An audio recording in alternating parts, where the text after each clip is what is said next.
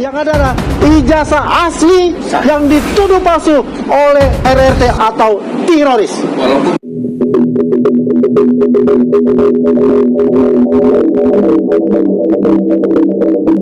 Dan mulai saat ini, seluruh teman-teman, seluruh rakyat Indonesia, tidak ada kata lagi ijazah palsu, yang adalah ijazah asli yang dituduh palsu oleh RRT atau teroris.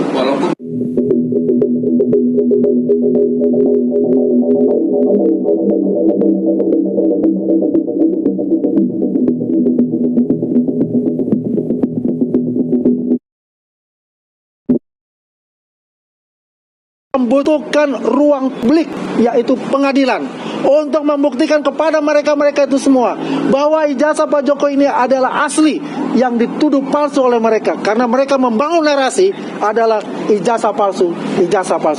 Dan mulai saat ini, seluruh teman-teman, seluruh rakyat Indonesia, tidak ada kata lagi ijazah palsu, yang adalah ijazah asli yang dituduh palsu oleh RRT atau teroris. Kubu Roy Suryo secara resmi meminta agar penyidikan dihentikan dan polisi menerbitkan surat perintah penghentian penyidikan atau SP3. Permohonan penghentian penyidikan diajukan oleh Roy Suryo bersama Rismon Sianipar dan Dr. Tifa. Surat resmi permohonan dikirimkan kepada Irwasum Polri pada Kamis 12 Februari 2026. Permohonan itu menyusul dihentikannya penyidikan terhadap dua tersangka lain sebelumnya. Dua tersangka yang telah mendapatkan SP3 adalah Egy Sujana dan Damai Hari Lubis. Kubu Roy menilai penghentian tersebut seharusnya berdampak pada seluruh perkara.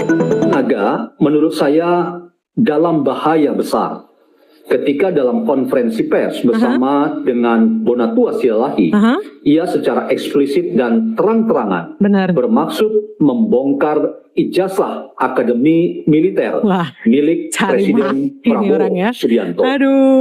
Yang ketiga, jangan salah, ada satu orang lagi yang masih dipermasalahkan ijazahnya atau surat keterangannya. Kalau ini diberikan, maka Gibran Raka Buming Raka juga harus memberikan hal yang sama. Saya di sini netral, bukan menyerang siapa-siapa, tetapi kalau satu bisa diberikan, semua harus berikan. Bahkan netral kata dia. Kelulusan akmilnya Pak Prabowo pun boleh diberikan. Jadi jangan ada yang dibilang tabu atau wajangan karena dia masih menjabat. Tidak.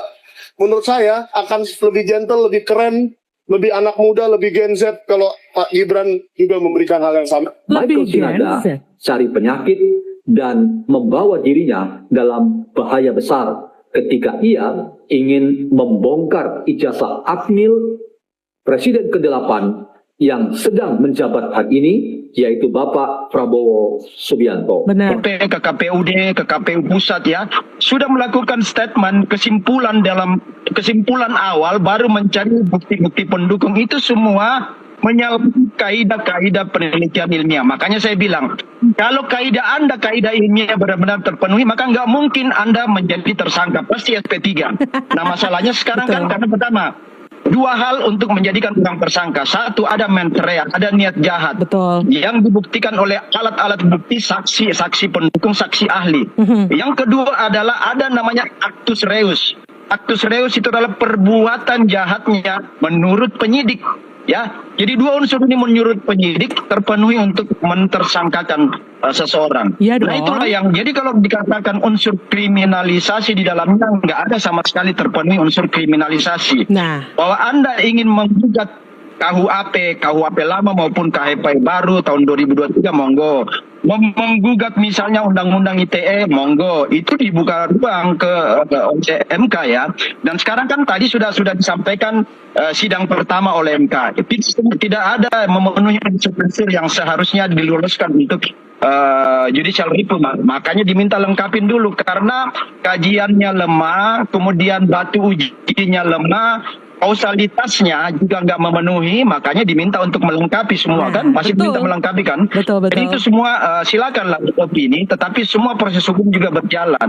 Nah saya bilang pasal 28 UUD 45 soal kebebasan berserikat dan berkumpul dijamin undang-undang, tetapi dia bunyi dalam pasal 28J juga bunyi bahwa hak-hak orang di sebelah untuk tidak dinista, tidak difitnah, tidak tidak dipojokkan Betul. oleh kebebasan Anda, itu dilindungi oleh undang-undang. Makanya Pak benar. Jokowi menggunakan hak dia sebagai warga negara Iya yang dong. hak-hak pribadinya, hak asasinya itu dinistakan oleh apa yang Anda anggap sebagai penelitian yang menuduh.